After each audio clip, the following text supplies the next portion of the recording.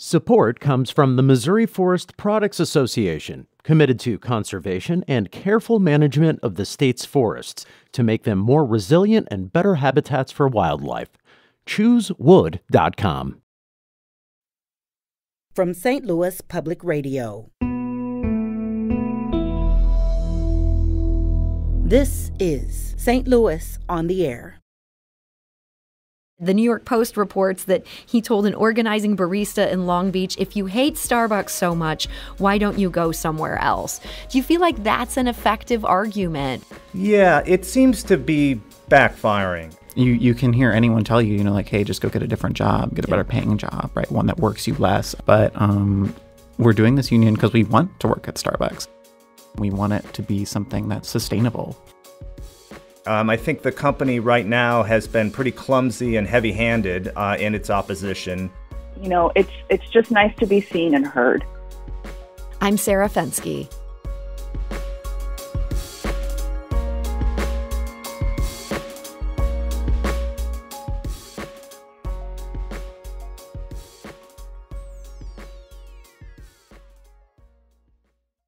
In recent decades, union membership has been in a state of decline in Missouri and in the U.S., but labor has recently scored some high-profile wins. That includes the unlikely unionization of an Amazon warehouse in New York.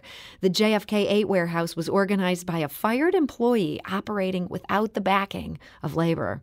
And in St. Louis, workers at the Route 66 dispensary on South Grand became the first Missouri cannabis dispensary to unionize. On April 4th, all 8 workers at the shop voted yes. Organizer M. Holmead explains where things stand. At this point, we officially are unionized. The labor board read the official votes. We had 100% yeses, which is absolutely an amazing thing. So at this point right now, it moves into negotiation phases. So that's when the union and us speak with the company to talk about negotiations of what we would like to see as well as what we hope for in the future.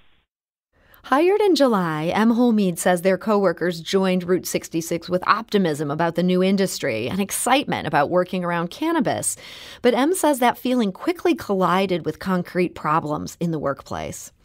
Especially in Missouri, they're like, well, it's only been like a little over a year since this first started. It's too new. Why are you doing, this unionization so early? Like, give them a chance. And it's like, no. There's so many types of dispensaries that already have over 3-4 stores. I mean, if they don't have money to give the employees who started with them, then why do you think they're ever going to do that? Now, M. Holmead says the workers became frustrated by a lack of defined policies around safety and discipline, as well as low pay and a reversal on promised medical benefits. All we really want is consistency with the procedures in the company, as well as, of course, they are making $1 million plus at each store per quarter, if not more. So, getting paid a little bit more, as well as being promised, when we first came on as individuals in our interviews, they told us that benefits were on the table, like medical benefits. Come to find out they are not on the table, and they won't be on the table for this year. So we felt like we were a little bit lied to. So it'd be nice to at least have other forms of benefits that are down on paper that they have to follow. Now, inspired by an organizing effort at another local dispensary, M reached out to the United Food and Commercial Workers, better known as the UFCW, and in a matter of weeks, the entire staff was on board. But M's days of being a dispensary worker were numbered. In March, the first-time labor organizer was fired from Route 66. That's just a month before the precedent-setting union vote. And Route 66 did not respond to requests for comment that we sent to the store's general manager yesterday. M doesn't have any regrets. The owners came in, interrogated me about the situation, and said that I was on probation. And then 3 hours later, I got fired via email. That did wind up happening, which is very upsetting. But to be honest, I would go back and I would do it all again, just for the sheer fact of, knowing that my team is taken care of now and they all got the chance to vote. And it makes me very, very, very happy. That is M. Holmead, who helped organize the state's first medical marijuana dispensary under the auspices of the UFCW. And it is not just dispensaries. Workers at 5 local Starbucks recently filed a petition with the National Labor Relations Board indicating their desire to form a union. They're part of a national movement that follows the first ever unionization of a Starbucks shop this December. That happened in Buffalo. And joining us now are 2 of the St. Louis Starbucks workers who helped to organize their shops. Bradley Rolfe works for the Starbucks at Lindbergh and Clayton in Ladue. Bradley, welcome. Hi, thank you for having me. And we're also joined today by Enid Volker. She works at Starbucks' location in Bridgeton. Enid, welcome. Great to be here. So, Enid, what first got you interested in forming a union at this Starbucks that you were working at? Well, quite frankly, I'd been learning about it in my own time for quite a while at this point. I feel like as being talked about, the wider working industry is kind of trending towards getting this back in place. And one of my coworkers just approached me one day, and she was like, "Hey, you want to start a union?" I'm like, "Okay." So this is something that you had been just reading up on, learning about labor relations. Yes. Bradley, what about for you? Was there a sort of similar, almost academic interest before it became personal? Not necessarily. Obviously, it's been in the news more and more, so I've been more aware of it. If you'd asked me 10 years ago, I would have had, like when I was in high school, a lot of kids were getting jobs at the grocery store. I was like, well, I don't want to get to the grocery store. I'm going to have to pay union dues. I didn't really understand the full benefits of it. But as the news came out of Buffalo, it's a natural conversation. Hey, did you hear about this other Starbucks? What do you think about that? And the more I've looked at it, the more I'm like, I think I would be on board with that. And as other partners in our stores were saying, like, well, we're talking seriously about that, I was like, well, tell me more. And then I just dove right in. Bradley, were there specific things at your store that people were saying, hey, we're not happy about this. This is something a union could change? Our store was kind of a really unique position because we had heard about a lot of the grievances that people had, and we looked around and we thought, like, well, it doesn't seem to be that bad here. But one of the things we had was a store manager who was really pushing against the types of things that Starbucks was trying to bring down from the corporate level. And she left about 2 months ago. And so we saw a drastic change immediately because then corporate came in and said, oh, well, now we're going to do things exactly the way we want to. And that's part of the reason why our store mobilized so quickly and why we were the first one to file, because we didn't see any of this as the norm. We said, excuse me, let's slow down, pump the brakes a little bit. And they're like, no, this is what's going to happen. We're like, well, we should do something about that. Yeah, so it sounds like that manager was kind of shielding you from this corporate office at the point she was gone. You guys were all in. Right, and part of, in addition to just finding a better position, with better pay and better hours, she, mentioned offhand to some of us, like, it was getting to be too much. I was getting burnt out on all that, Yeah.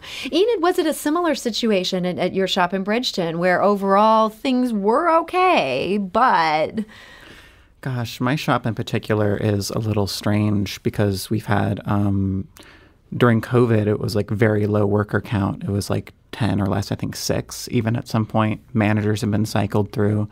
But more broadly, just at all stores, because all of us have our own particular issues that are mobilize us. But is that Starbucks hasn't been maybe delivering on the promises they thought they were going to when we were hired, not even with benefits and pay, just with like work environment. Like, give us a specific example. Specific example. Well, frankly, a lot of people have been cut hours recently. This is sort of a nationwide thing. So you were promised thinking you'd get a certain number of hours a week, and that just hasn't been the reality. No notification even. Okay. It just happened. And we were even talking cross-store. Seemed like each of us got a different reason. Like corporate just wanted to cut hours or something, and then the managers were left to justify it somehow. Yeah. And so as you're contemplating, okay, what about a union? Is there the sense that a union could help deal with that particular issue? Yes, definitely. Because, that would put us at a bit more of a bargaining position, as is historically the case with unions. And so we're hoping that in that case we can do something about it. Right. And on top of that, with something like the promise of hours, you get hired somewhere and you're like, I want to work about these many hours a week. And the person who hires you says, yes, we'll do that for you. In the state of, at-will employment, you're at the mercy of your employer to determine whether they want to uphold that or not. So the very simple fact of having an organized workplace whatever promises are given to you when you're hired, that's a legally enforceable contract, and that's more important than any other individual grievance, in my opinion. Yeah. So as you guys have been talking to your colleagues and they're trying to decide whether to sign on for this, do you hear that kind of skepticism that you said you maybe felt when you were a kid? You're thinking, oh, I don't want to be a grocery store worker because I might have to join a union. Or are people saying, hey, I don't like how things are here. I want this to change? I think that because of my background, I've been surprised at how many people are immediately on board. We've had a few detractors here and there, a few people, whatever they think about unions, and that's fine. But we've seen the vast majority of our coworkers say, this is absolutely something, I was just waiting for someone to ask, right? Because there's, we've lived in America for the past, however long we've been here, and looking at things like, wage stagnation or wage suppression even, you don't need someone to tell you that things could be better. Enid, I'm wondering if that's been the same with your colleagues, that there's almost that, I was waiting for someone to ask. For the morning shift, definitely, but our night shift is mostly high schoolers. So I've had the interesting task of hey, do you know what a union is, first off? Yeah. A lot of them say no. And so then I have to prime them. I send them some reading materials, some videos to watch. Over time, once they get used to it, they get acquainted with it, you know what, that does sound like a good idea. Okay, so you're finding they're open to that conversation. Yes, I just have to, get them into it, so to speak. So I find myself wondering about you guys and the risk that people take when they decide to form a union. We heard from the person who helped organize the medical marijuana dispensary. They say they were terminated because of that, and that has happened to Starbucks workers elsewhere. It's been reported. Did you have any fears that by going that all in, helping to educate your coworkers, you could be putting a target on your back? Gosh, I definitely did. That's part of the reason why we were so subtle about it for a large part of our organization. You had to be a little sneaky. Yeah. A little bit. So you were worried about that. Was that a worry for you, Bradley? I was aware of the risk. I worked at Starbucks for several years ago, left, did some other things, and came back, last summer or fall. And so just at this point in my life, I was personally not afraid of being fired from Starbucks because I knew that I could figure something out and make something work. Now, that's a position of privilege I have, and so I'm glad to take on that risk and be a very vocal presence in our store. While we have, 70 to 80% support in our store, not everyone signed our letter to Howard because they're like, we do want this, but I don't feel like I can speak out right now. People feel some of that anxiety. So you mentioned Howard. That's Howard Schultz, now back as the CEO of Starbucks. He has said he's not anti-union, he's pro-Starbucks. That has kind of, a lot of people have some skepticism about that. Do you think that as you're preparing for what will be a vote, this is a situation where people have turned in their cards, they've said they want to have this vote, you have to have a vote. Are you expecting a big pushback from Starbucks, the corporate entity? I really was, because we've all heard, I think, at this point about the Buffalo stores, how they were treated. And we've even had Zoom calls where we're prepped. Look, this could happen, that could happen. Be ready for it. Here's how to recognize what's happening, right? And so far, nothing's happened yet. I'm wondering if maybe with now the public understanding of what happened at Buffalo, Starbucks is a bit more concerned about their image now. They're not going to do it as much. Maybe, I'm hoping anyway. Yeah, and we it's been kind of quiet in the stores. We haven't had district management knocking down the door and say, okay, everybody, it's so we're encouraged that hopefully that means that Starbucks is willing to kind of let us, exercise our legal rights in organizing, but we're also aware of their track record and their general position.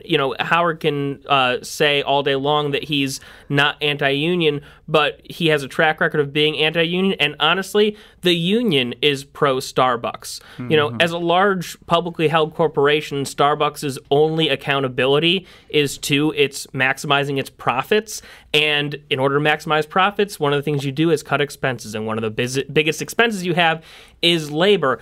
As partners, which is what Starbucks calls us, we want to truly express that position of partnership and say, hey, we're on the ground floor. We are the engine of this company. We know how things need to be run in a sustainable way that is going to benefit partners and customers alike and, bring Starbucks into the future as and live up to the reputation it's built. Enid, do you feel that as well? I feel exactly that because you can hear anyone tell you, like, hey, just go get a different job, get a better paying job, right? One that works you less emotionally and physically. But we're doing this union because we want to work at Starbucks and because we like working at Starbucks. We like our customers, we like our job, and we want it to be something that's sustainable for us. So when I was preparing for this conversation today, I was prepared to say that 4 local Starbucks had organized, and then we get the news that a 5th joined. This is in Chesterfield. They seem to be kind of coming fast and furiously at this point. Do you anticipate a domino effect where we're going to see more and more Starbucks shops signing up? Well, that certainly looks like what's been happening so far, and I'm hoping that does continue. Yes. And you had initially had some concerns about what the corporate office was doing. Do you think that's going to make a difference? If shops are unionizing faster and faster, that'll slow down these initiatives even before you get to the bargaining point. Absolutely. I mean, it's kind of the thing where they can't stop all of us, but truly, like when Buffalo was the only stores organizing, they could send all the high up VPs they want. Now we're at over 200 stores across the nation that have filed, and it seems to be growing and growing. So they obviously, they have to think about different tactics they're going to take. Well, Bradley Rolfe, I want to thank you so much for joining us today. Thank you. And Bradley has helped to organize the Starbucks at Lindbergh and Clayton. That's in Ladue. Enid Volker, thank you so much. Thank you. And Enid is with the Starbucks in Bridgeton. We do need to take a quick break. When we come back, we'll hear from a WashU professor who studied the workforce, studied unions, has some thoughts about what's unfolding across the U.S. This is St. Louis on the Air on St. Louis Public Radio.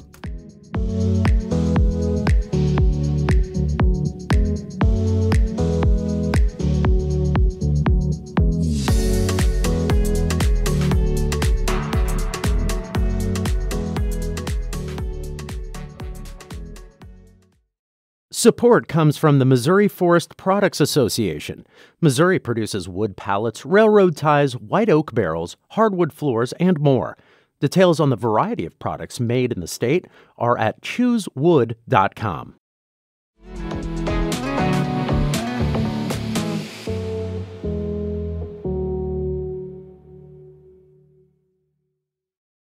Welcome back.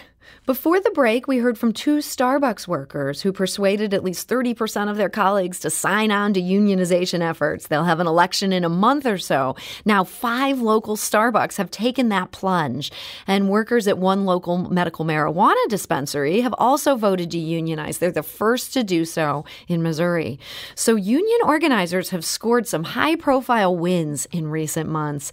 And joining us today with some context on what's happening and maybe why is Jake Rosenfeld. He's a sociology professor at Washington University who studies wages, salaries, and the workplace. He's the author of What Unions No Longer Do and You're Paid What You're Worth and Other Myths of the Modern Economy. Jake Rosenfeld, welcome back. Thanks so much for having me on. So, Jake, union membership was recently at an all-time low, and I feel like when we last had you on the show to talk about your book, that was a big part about what we talked about. What do you think is going on now, where we're seeing some places organize and maybe some unlikely places organizing? It's a fundamental and a great question. As you alluded to, the broader context here is still a country where our private sector unionization rate is at its lowest level on record, right? So we're talking still about 1 out of every 20 private sector workers organized, and that compares with about 1 in 3 at the movement's peak in the mid-1950s.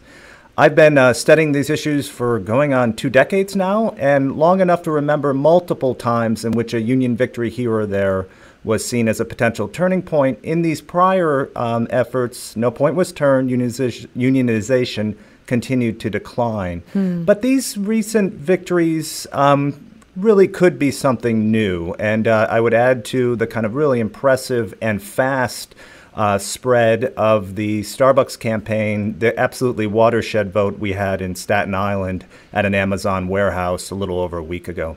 Yeah, what makes you, how do these feel different? As you say, there's a lot of these Starbucks sort of tumbling like dominoes. Amazon was a big deal, but what makes you think this might not be the blip that these other cases were? Yeah, it's still early, but these are 2 of the most kind of quintessential companies of our day, where you ask nearly any American out there, they know what Amazon is, especially in year 3 of the pandemic, and they certainly know what Starbucks is. It's a ubiquitous feature of America's landscape. And both these companies, as was discussed with your prior guests, in the case of Starbucks, have been, fervently anti-union. Mm-hmm. And so to succeed against these firms, so Amazon now is the second largest private sector employer we have, these successes would have been seen as by myself and others who follow these issues as just impossible as of a few years ago.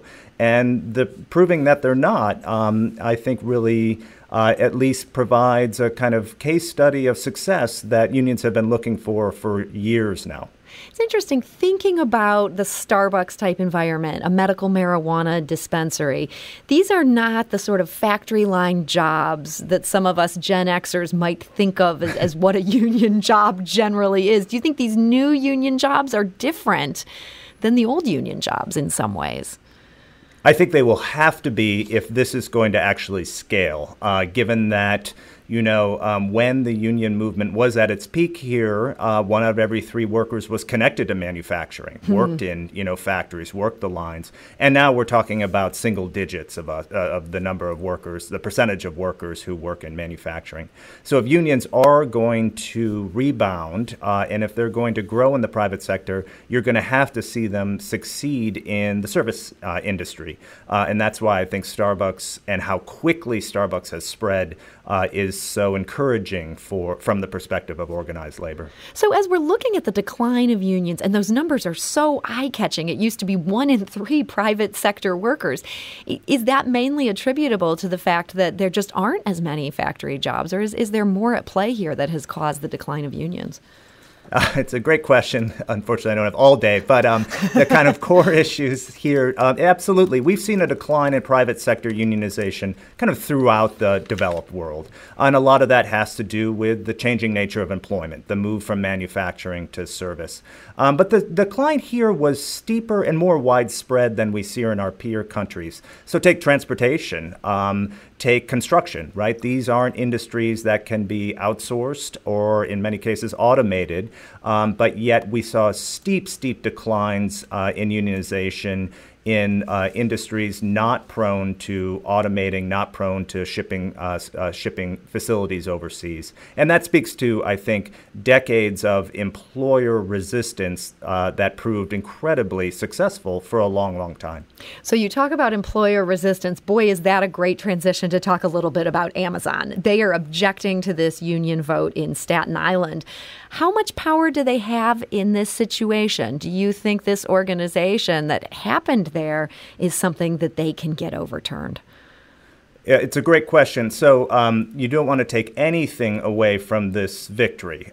In terms of scale, the Staten Island facility employs about 8,000 workers, the equivalent of around 400 Starbucks. So in terms of sheer size, this one victory for the union is the equivalent of 400 successful Starbucks unionization votes. So this is huge in terms of numbers. It's huge. Yeah, absolutely.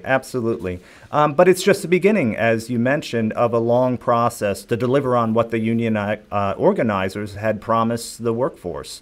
And negotiations will not be easy. The company has plenty of tools at its disposal, as it's already using some of them, to kind of drag out the process, reduce the morale of the supporters, and really play hardball when negotiating a first contract.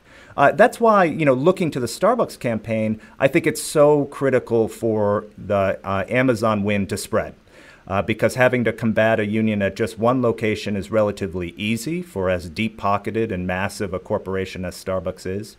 But if these efforts spread like we've seen at Starbucks, it becomes more difficult for the company to fight on multiple fronts.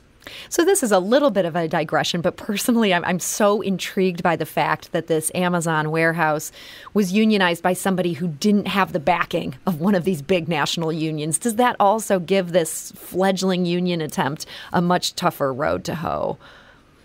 It might. And here things are so recent that a lot of what I can offer is pretty speculative. Mm-hmm. And certainly if you had asked me last year about the chances of a Amazon warehouse successfully unionizing by, as you mentioned, an independent union, I would have bet my child's admittedly minuscule college fund that the union would lose. I'm glad you didn't do that, Jake. That would have not been good for your child. No, or family relations in general. I would have been wrong, but I was not alone. I mean, kind of the idea that a union would gain a toehold with this massive company after decades of decline seemed far-fetched, and an independent union at that. That said, now, I mean, I think there were some advantages to being independent in the election itself, but now kind of partnerships with established unions that have, decades of negotiating skill sets and expertise behind them will be, I think, pretty important. And you've already seen some of those partnerships being made. So that sort of brings us to Starbucks, which is more of a traditional situation. You have this big corporation. Now you have the old CEO, Howard Schultz. He has come back, and he's been kind of having these interactions with these young union organizers that haven't always gotten him the headlines that he wanted. The New York Post reports that he told an organizing barista in Long Beach, if you hate Starbucks so much, why don't you go somewhere else? Do you feel like that's an effective argument for the sort of worker-led campaigns we're seeing in these places today? Yeah, it seems to be backfiring. I think the company right now has been pretty clumsy and heavy-handed in its opposition, not only doing things like, berating some of your workers, but firing head organizers just as a store is about to vote on unionization. These are pretty common tactics that have worked for employers for decades. Right now, in the midst of a very, very fast-moving and successful campaign, where I think the union has only lost 1 out of nearly 24 votes. This isn't working. And I think Starbucks will have to kind of regather and rethink what tactics they're going to use going forward. I think we're in a rare environment of incredibly low unemployment, job openings everywhere, where the conditions are ripe for workers to take the risks that accompany a unionization campaign, and you're seeing some of the fruits of their successes at Starbucks right now. Yeah, it is interesting, this argument like, oh, you can't cause trouble or you might be fired. Workers are kind of in demand right now. Workers can say, okay, go ahead and fire me. There's a coffee shop that wants to hire me down the street. Do you think that's going to be a significant factor as these corporations try to stop this movement? Yeah, I think it's absolutely huge. And I think that if this is going to prove to be a turning point for the labor movement writ large, you are going to have to see this scale and scale quickly, because one thing we can count on is that very tight labor markets, job openings everywhere and workers rare, workers in high demand, that will not last forever. And once the economy turns, the kind of organizing train just gets much more difficult. So earlier we heard from M. Holmead, who organized Missouri's first medical marijuana dispensary to be unionized. M says that union drives at other dispensaries, as well as those in other industries, suggest a broader trend. Seeing those stories, I feel like we're all connected in some way. We're all having this movement together in different parts of the country, in different subsections of different types of jobs. We hold the power of this workforce. So I really personally feel like it is such a blessing to even be a part of that journey with everyone else that is going through the same thing right now. And when I see the wins of Starbucks and Amazon, as well as other types of businesses, it makes my heart full because I know the struggle, and I think we've all worked in workplaces that you don't feel like you're taken care of. You don't feel like you're being seen.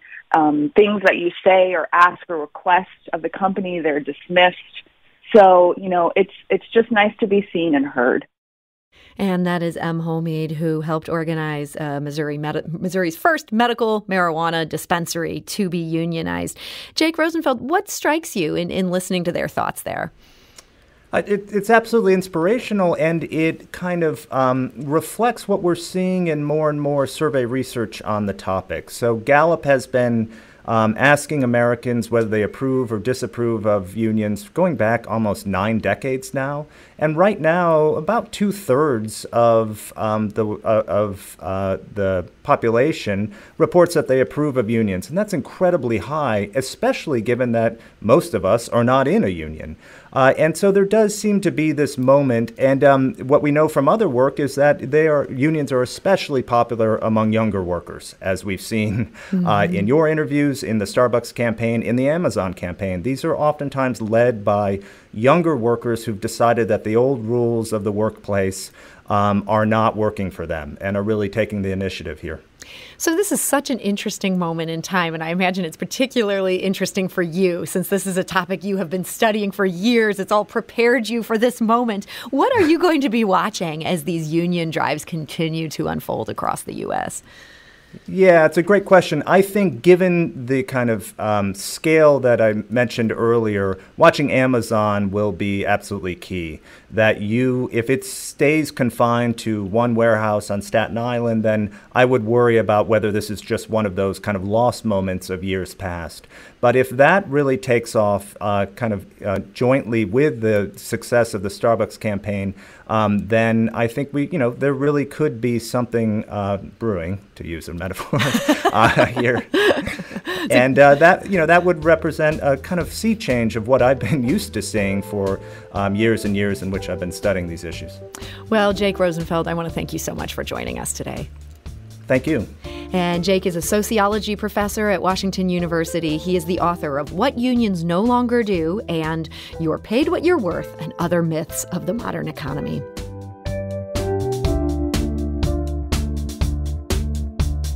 This episode was produced by Jane Mather-Glass and Danny Wissentowski, with audio engineering and podcast design by Aaron Dorr. Our executive producer is Alex Hoyer. St. Louis on the Air is a production of St. Louis Public Radio. Understanding starts here. Do you find yourself regularly listening to episodes of St. Louis on the Air? Suggest us to a friend you think might enjoy our conversations. And leave us a review and rating on Apple Podcasts on the App Store. It's the simplest way to help people discover our show. Thanks. St. Louis Public Radio is a member-supported service of the University of Missouri, St. Louis.